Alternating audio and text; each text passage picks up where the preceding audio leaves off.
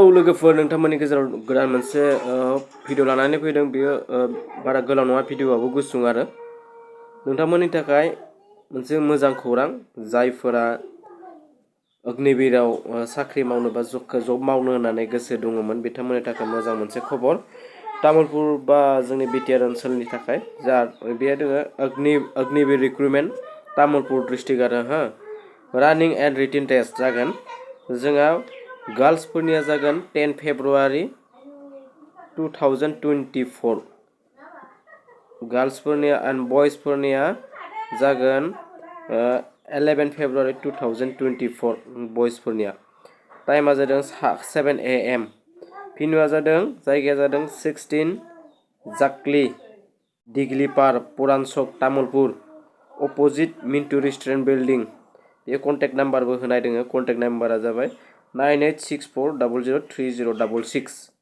बे नोंथांमोना माबाफोर डाउट दङबा नोंथांमोना फन खालामनानै कन्टेक्ट खालामनानै सोंहरनो हागोन आरो जायफोरा जायगाखौ सिनाया एसे गोजानफोरनिया मुसलपुर बरमासल बयनिबो गोजाननिफोरा जुदि सिनायाबा बे नाम्बाराव फन खालामनो हागोन बे घग्रा चक खाथियावनो मिन्टू रेस्टुरेन्ट बिल्डिंनि अपोजिट साइडआव आरो ओमफ्राय एजआ जादों माने बैसोआ जादों 17 बोसोरनिफ्राय 21 बोसोरल' बिनि बारा जानो हाया बिनि 17 बोसोरनि खमबो नङा आरो 21 बोसोरनि बाराबो जानो मोननाय नङा 17 to 21 इयार्स बे मोननैनि गेजेराव जोंहा डिफारेन्सआ माबाया एजआ थानांगोन आरो क्वालिफिकेसना जोंहा 10 पास बा 10 पासनि एबभबाबो जागोन आरो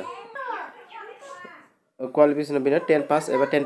पासनि एबभ नोंथांमोना जुदि गोसोबा नोंथांमोना बेहाय जइन जाफै बा नोंथांमोना बेहाय written test and running test बेखौ नोंथांमोना लाफाय बेखौ भिडिअखौ शेयार खालाम जाहाथे गोबां स्टुडेन्टफोरा मिथियो गोबां स्टुडेन्टफोरा बे स्कपखौ लानो हायो आरो गोबां स्टुडेन्टफोरा बेफोर खबरखौ मोननानै जाहाथे जिउआव माबा मोनसे दावगानाय लामाखौ लानो हायो बेनि थाखाय नोंथांमोना हाजासे भिडिअखौ शेयार खालाम जाहाथे जायफोर मिथियाखै बिथांमोना मिथिनानै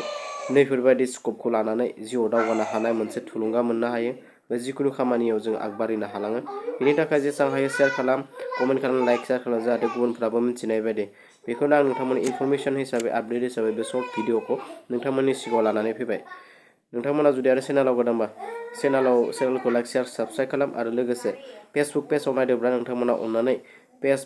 फेसबुक पेजखौ फल' खालाम जाहाथे बिदिनो आं जिखुनु गोदान गोदान आपडेट होबाय थायोब्ला नोंथांमोना नटिफिकेसन हिसाबै नोंथांमोना मिथियो बा नोंथांमोना गम मोनो बेनि थाखाय नोंथांमोना फल' खालामना लाबानो जाबाय आं भिडिअखौ बारा गोबाव खालामला बेखिनियावनो भिडिअखौ फोजोबनाय जाबाय आरो गोजोन्थों।